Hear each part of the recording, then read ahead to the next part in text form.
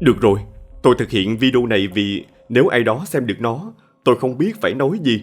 Tôi thực sự đang sốc trước những gì mình đã làm và rất hối hận. Tôi sẽ phải đối mặt với hậu quả từ những hành động của mình. Tôi ước gì mọi chuyện có thể khác đi, nhưng tôi đã mất kiểm soát. Giờ đây tôi phải chấp nhận cái giá phải trả. Tuy nhiên, nếu ai đó xem được đoạn video này, hãy nhắn nhủ với bố mẹ tôi rằng tôi yêu họ và xin lỗi vì tất cả những gì tôi đã gây ra. Đoạn video rùng rợn này được Richard ghi lại ngay trong chính ngôi nhà của các nạn nhân, nơi hắn sống chung với thi thể đang phân hủy của họ trong nhiều ngày. Mùi hôi thối bốc lên khiến hàng xóm nghi ngờ, nhưng không ai có thể tưởng tượng nổi sự thật kinh hoàng bên trong. Các bạn đang theo dõi kênh Văn Tùng Siêu Kỳ Án và mình là Tấn Khoa. Hôm nay, chúng ta sẽ cùng nhau đi sâu vào tâm trí đầy u ám của Richard Samuel McCloskey để tìm hiểu về hành trình biến hắn thành một kẻ sát nhân hàng loạt. Nếu các bạn yêu thích những câu chuyện trinh thám, đừng quên like và subscribe để ủng hộ kênh. Còn bây giờ, hãy cùng bắt đầu. Richard Samuel McCloskey III, 20 tuổi, sống cùng cha và em gái tại Castro Valley, California. Bề ngoài hắn có vẻ là một chàng trai trẻ bình thường, nhưng ẩn sâu bên trong là một rapper horrorcore đầy tham vọng với những góc tối trong tâm lý. Ngoại hình khác biệt khiến hắn trở thành mục tiêu bị bắt nạt, và những năm tháng học trò đầy ám ảnh đã khiến Richard bỏ học giữa chừng. Tuy nhiên, Richard lại tìm thấy đam mê trong lĩnh vực thiết kế đồ họa. Trên trang MySpace cá nhân, với những biệt danh đầy ẩn ý như Little Demon Dog hay Psycho Sam, Richard xây dựng một hình ảnh hoàn toàn đối lập với vẻ ngoài trầm lặng của hắn. Cùng với đó, hắn bắt đầu dấn thân vào âm nhạc với tư cách là một rapper horrorcore tự xưng. Lời bài hát chứa đầy hình ảnh bạo lực, chết chóc, phản ánh một tâm hồn đang bị bóng tối nuốt chửng. Căn phòng của Richard tràn ngập những tác phẩm nghệ thuật mang phong cách horrorcore. Biệt danh Psycho Sam khiến nhiều người tin rằng hắn bị ám ảnh bởi David Berkowitz, kẻ sát nhân hàng loạt khét tiếng với biệt danh con trai của Sam. Liệu sự ám ảnh này có phải là một trong những yếu tố khiến hắn ra tay tước đoạt mạng sống người khác? Những bức ảnh của Richard mang màu sắc u ám ma quái. Hắn tạo dáng bên những ngôi mộ lạnh lẽo, tay cầm những vũ khí sắc bén như rìu dao. Trong một đoạn video đăng tải trên mạng, Richard đứng trước một nhà thờ Gothic cổ kính với khuôn mặt bị che khuất bởi chiếc khăn trùm hình đầu lâu giữa cơn mưa tầm tã. Giọng rap trầm đục của hắn vang lên như từ địa ngục, lặp đi lặp lại những câu hỏi về những giọng nói ác quỷ đang ám ảnh tâm trí. Chúng muốn tôi tạo nên một cuộc thảm sát đẫm máu. Dù chưa thể khẳng định Richard thực sự nghe thấy những giọng nói này hay không, nhưng lời lẽ của hắn thể hiện một tâm trí bệnh hoạn đang chìm sâu vào bóng tối. Khi đặt Richard vào bối cảnh của những người mắc rối loạn nhân cách chống đối xã hội APD, ta thấy xuất hiện nhiều điểm tương đồng đáng chú ý. Những cá nhân mắc APD có thể thể hiện nhiều mặt tính cách khác nhau tùy theo hoàn cảnh, từ thân thiện, đáng tin cậy đến lạnh lùng vô cảm khi thực hiện những hành vi tàn bạo. Richard dường như là một ví dụ điển hình cho kiểu nhân cách này. Cùng với sự tự tin ngày càng tăng trong cộng đồng horrorcore, Richard bắt đầu kết nối với Emma Niederbrock, một cô gái 16 tuổi sử dụng nickname Ragdoll trên mạng. Cuộc gặp gỡ giữa hai người đã mở ra một chuỗi bi kịch không thể tránh khỏi. Emma Niederbrock lớn lên trong một gia đình có truyền thống tôn giáo tại Farmville, Virginia. Mẹ cô, tiến sĩ Deborah Kelly, là giáo sư xã hội học, còn cha cô, mục sư Mark Niederbrock, là một nhà lãnh đạo tôn giáo được kính trọng. Được giáo dục tại nhà từ nhỏ, Emma luôn được biết đến là một cô gái ngoan ngoãn lễ phép. Tuy nhiên, khi bước vào tuổi thiếu niên, cô bắt đầu thay đổi mạnh mẽ, nhuộm tóc hồng rực, trang điểm đậm và thể hiện niềm đam mê với dòng nhạc horrorcore. Sự thay đổi đột ngột này khiến cha mẹ cô lo lắng, đặc biệt là mẹ cô, Deborah. Trong thế giới trực tuyến, Emma tìm thấy sự kết nối với Melanie Wells, một cô gái 18 tuổi cũng có niềm đam mê với nhạc horrorcore. Cả hai quen biết nhau qua MySpace nhờ sự giới thiệu của nghệ sĩ Rosako. Trong cộng đồng người hâm mộ dòng nhạc ngầm này, việc kết bạn nhanh chóng là điều thường thấy. Melanie và Emma chia sẻ nhiều điểm chung đáng ngạc nhiên. Cả hai đều yêu thích nghệ thuật, đặc biệt là nhiếp ảnh và trang điểm. Hơn nữa, họ còn có một điểm tương đồng đặc biệt, cha của cả hai đều là mục sư. Chính sự trùng hợp này đã khiến tình bạn của họ càng thêm chặt chẽ. Trên trang cá nhân, Melanie sử dụng nickname Mrs. Free Abortions và thường xuyên đăng tải những hình ảnh mang phong cách u ám và khác biệt.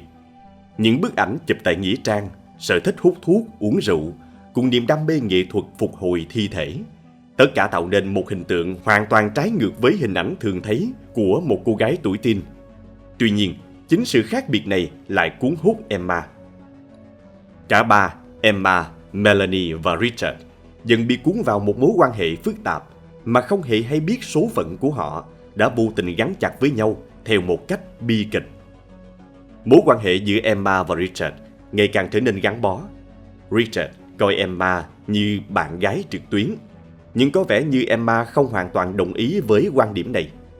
Sau một năm trao đổi qua tin nhắn, họ quyết định gặp nhau trực tiếp tại lễ hội âm nhạc horrorcore Strictly for the Wicked ở Southgate, Michigan. Tuy nhiên, để biến kế hoạch này thành hiện thực, họ cần sự giúp đỡ từ bạn bè. Cha mẹ Emma không mấy thoải mái với sở thích âm nhạc khác biệt của con gái, và những dòng chữ kỳ quái trên tường phòng ngủ của cô càng khiến họ thêm lo lắng. Tuy nhiên, vì muốn con gái vui, họ đồng ý để Emma tham gia lễ hội, nhưng với điều kiện cả nhóm phải lưu trú tại nhà họ ở Farmville để đảm bảo an toàn. Richard hào hứng chờ đợi cuộc gặp gỡ đầu tiên với Emma.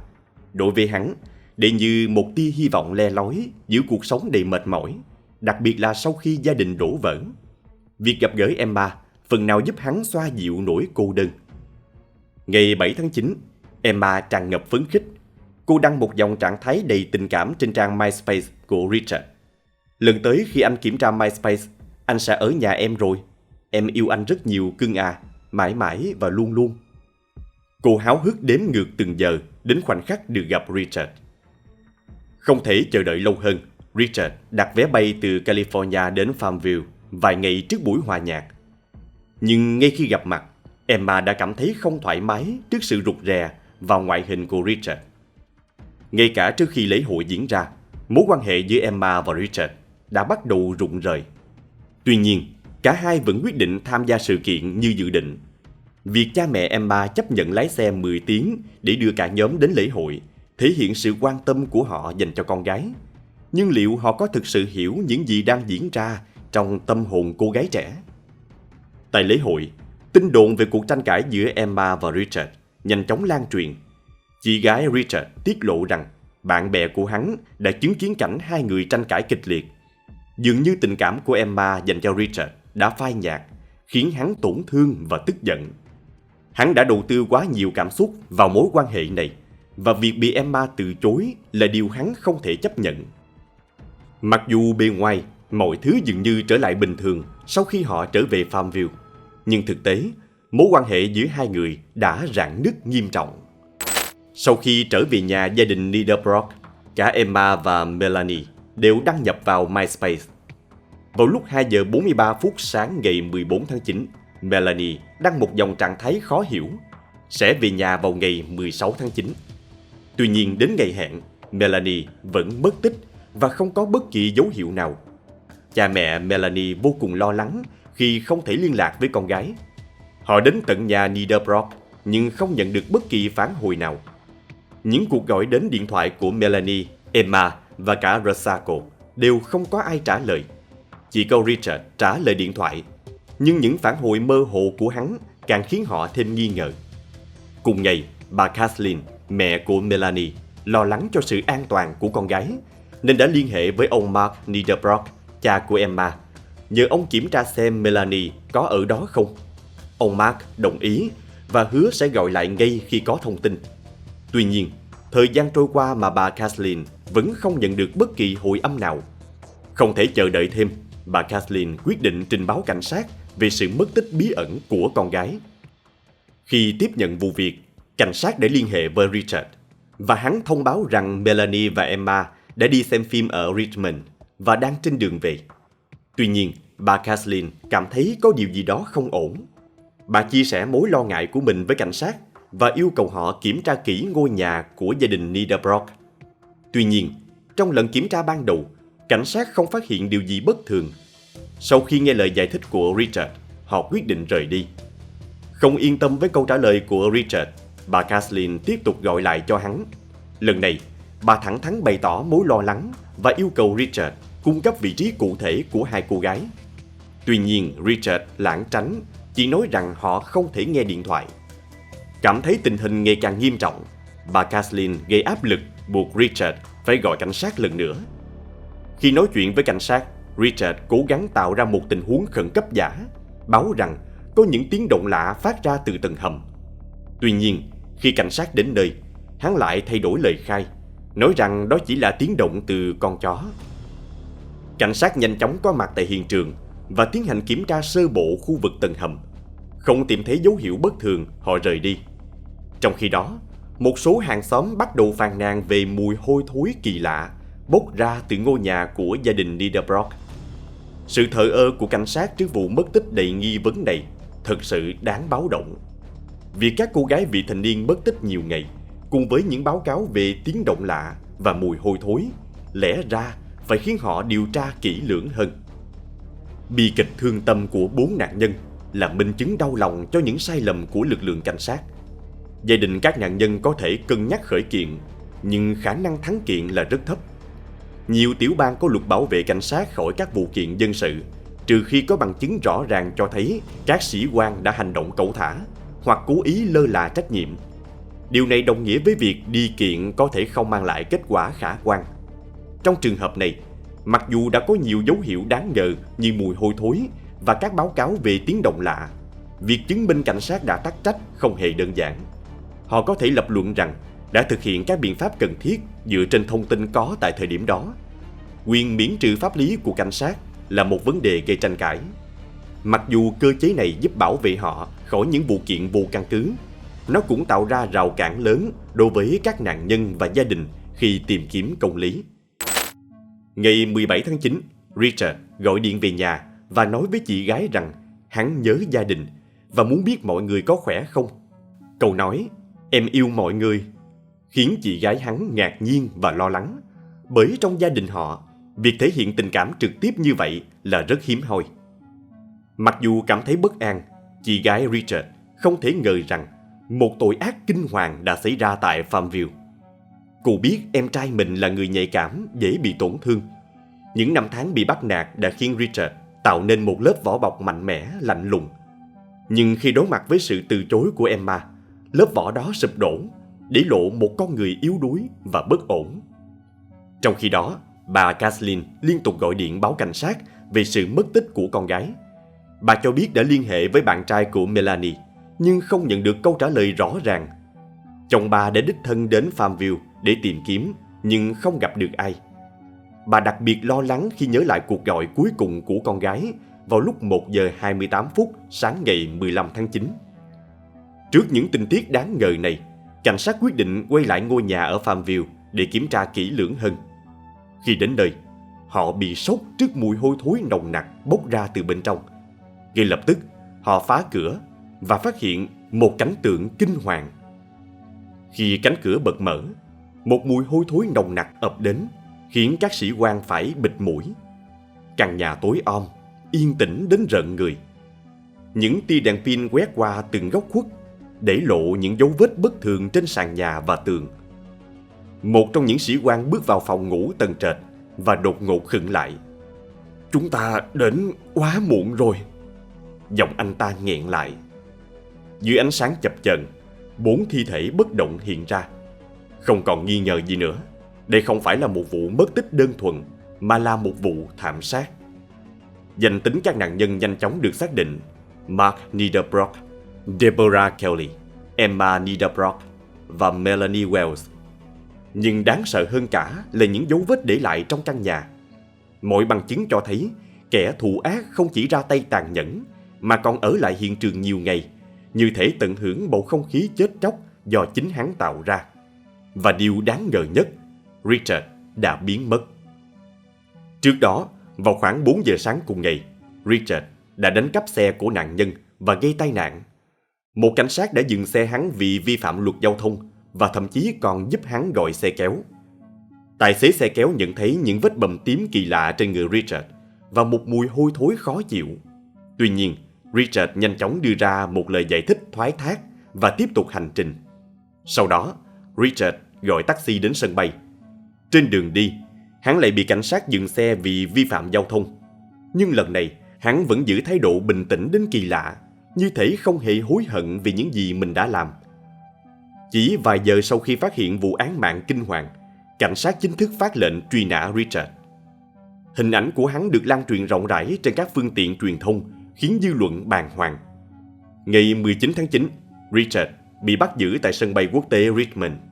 Cảnh sát phát hiện hắn đang ngủ trong khu vực nhận hành lý, chuẩn bị bay về California.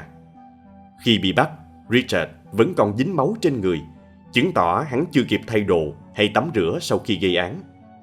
Đáng chú ý, một trong những bài hát của hắn có tựa đề I Really Kill People, như một lời tiên tri rợn người về tội ác hắn đã gây ra. Động cơ thực sự của Richard vẫn còn là một ẩn số. Đó có thể là sự phẫn nộ dồn nén sau khi bị Emma từ chối, hoặc ảnh hưởng từ chất kích thích và trạng thái tâm lý bất ổn. Để tránh án tử hình, hắn đã nhận tội. Tuy nhiên, thái độ của hắn tại phiên tòa cho thấy sự hối hận chỉ là giả tạo. Nụ cười nham hiểm mà hắn dành cho những người xung quanh đã phơi bày bản chất tàn ác bên trong. Richard Samuel McCloskey III bị kết án 4 án tù chung thân liên tiếp. Để tránh án tử hình, hắn chấp nhận tội và từ bỏ quyền kháng cáo. Tuy nhiên, động cơ thực sự đằng sau vụ thảm sát man rợn này vẫn là một bí ẩn. Khi được hỏi về lý do gây án, hắn chỉ lạnh lùng đáp: "Chúa bảo tôi làm điều đó." Chị gái của Richard cố gắng biện hộ cho em trai, cho rằng đó chỉ là một câu nói đùa. Tuy nhiên, nhiều người tin rằng đó là dấu hiệu của một tâm lý lệch lạc và bệnh hoạn. Ghen tuông, cảm giác bị từ chối, cộng với sự cô lập kéo dài, có thể đã đẩy Richard đến bờ vực điên loạn, khiến hắn ra tay sát hại những người vô tội. Một giả thuyết khác cho rằng Richard sát hại để bịt đầu mối. Việc sát hại cha mẹ và bạn của Emma có thể là cách hắn xóa sạch những nhân chứng có khả năng chống lại mình. Bị từ chối không chỉ khiến hắn tổn thương mà còn làm hắn phẫn uất, và sự phẫn uất đó nhanh chóng biến thành bạo lực. Sau khi thực hiện 3 vụ án mạng đầu tiên, Richard dường như đã vượt qua ranh giới tâm lý của chính mình. Việc sát hại nạn nhân thứ 4 trở nên dễ dàng hơn, cho thấy hắn đã hoàn toàn biến thành một kẻ sát nhân hàng loạt. Hành vi của hắn không chỉ còn là bộc phát, mà là sự thỏa mãn bệnh hoạn. Richard có thể đã là một quả bom nổ chậm, chỉ chờ thời điểm để phát nổ. Việc bị Emma từ chối có thể là giọt nước tràn ly. Sát hại Emma và những người xung quanh cô có thể được xem như một hành động trả thù nhằm trừng phạt những kẻ đã chứng kiến sự thất bại của hắn. Thái độ bình tĩnh, lịch sự của Richard khi nói chuyện với tài xế taxi cho thấy hắn có khả năng che giấu bản chất thật, một đặc điểm thường thấy ở những kẻ mắc chứng rối loạn nhân cách chống đối xã hội. Những người như vậy có thể quyến rũ, lôi cuốn, nhưng bên trong họ chỉ là những kẻ không có cảm xúc và vô cùng nguy hiểm. Những đoạn video tự quay của Richard hé lộ phần nào tâm trạng của hắn trong những ngày cuối cùng. Hắn xin lỗi gia đình và bạn bè, bày tỏ sự hối hận, nhưng giọng điệu lại lạnh lùng, thậm chí có phần hả hê. Hắn nguyền rủa thế giới, thần linh và thể hiện sự căm hận sâu sắc đối với xã hội. Nhiều người đổ lỗi cho thể loại nhạc horrorcore, cho rằng nó đã tác động đến tâm lý của Richard. Tuy nhiên, việc quy kết âm nhạc là nguyên nhân trực tiếp dẫn đến tội ác là một cách lý giải quá đơn giản. Âm nhạc có thể tác động đến tâm trạng, nhưng nó không phải là yếu tố duy nhất thúc đẩy một người phạm tội. Trong trường hợp của Richard, có nhiều yếu tố phức tạp hơn, bao gồm các vấn đề tâm lý kéo dài, cảm giác bị cô lập và sự thù hận dồn nén. Đây không chỉ là một vụ án mạng rúng động, mà còn là lời nhắc nhở về những góc khuất trong tâm lý con người, về sự nguy hiểm của những cảm xúc bị dồn nén, về cơn giận dữ không được kiểm soát. Bạn có tin rằng số phận của những nạn nhân đã được định đoạt từ trước? Hay chỉ cần một lựa chọn khác, một hành động khác, tất cả đã có thể thay đổi? Hãy chia sẻ suy nghĩ của bạn trong phần bình luận nhé! Đừng quên like, subscribe và bật chuông thông báo để không bỏ lỡ những video tiếp theo trên kênh Văn Tùng Siêu Kỳ Án. Xin chào và hẹn gặp lại vào 18 giờ hàng ngày.